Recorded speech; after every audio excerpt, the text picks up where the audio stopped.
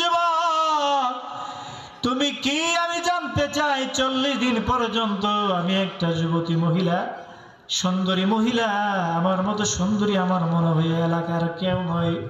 আমি এমন একটি সুন্দরী মহিলা তোমার সামনে সেজে গুজে এসে দাঁড়ায় থাকি প্রত্যেক দিন, তুমি একটি বারের জন্য আমার দিকে তাকাও না, কারণটা কি? ওই যুবকটা জবাব দেয়, মহিলা, ও যুবতী মহিলা, আমি তোমার প্রেমের পাগল নয়, আমি আমার আল্লাহর প্রেমের পাগল। আমি আল্লাহর ভালোবাসা চাই, তো মানুষের ভালোবাসা চাই না।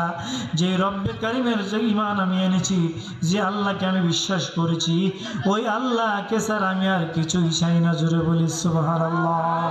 হাজারবার যদি চেষ্টা করো আমাকে তুমি ফিরাইতে পারবে না। জীবন যদি দিতে হয় জীবন দিব, মরতে হলে মরব, ঈমান দিতে রাজি না। জোরে বলি সুবহানাল্লাহ। বাড়িতে তার যুবতী মেয়েকে ডাক দিয়ে আনলেন, মা এদিকে আসো। মেয়ে বলছে, বাবা কেন ডাকছেন? আপনার সাথে কে?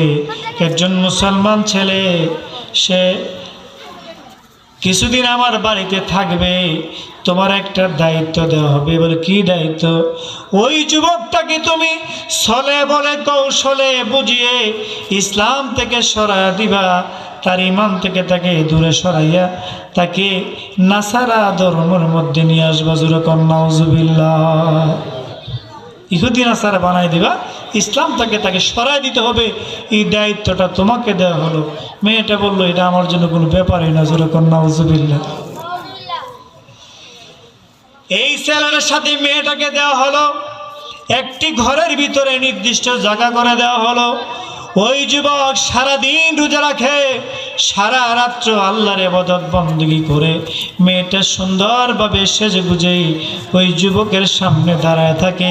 ওই যুবক চক্ষু বন্ধ করে আমার নবীর উপর দুরূদ পড়ে। জোরে বলি সুবহানাল্লাহ।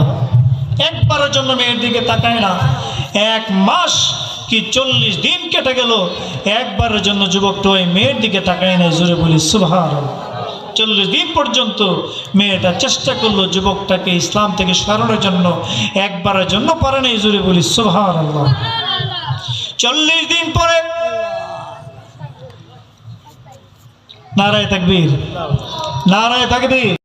যুবক, তুমি কি আমি জানতে চাই 40 দিন পর্যন্ত আমি একটা যুবতী মহিলা, সুন্দরী মহিলা, আমার মতো সুন্দরী আমার মনে হয় এলাকার কেউ নয়। আমি এমন একটি সুন্দরী মহিলা তোমার সামনে সেজে গুজে এসে দাঁড়ায় থাকি প্রত্যেক দিন।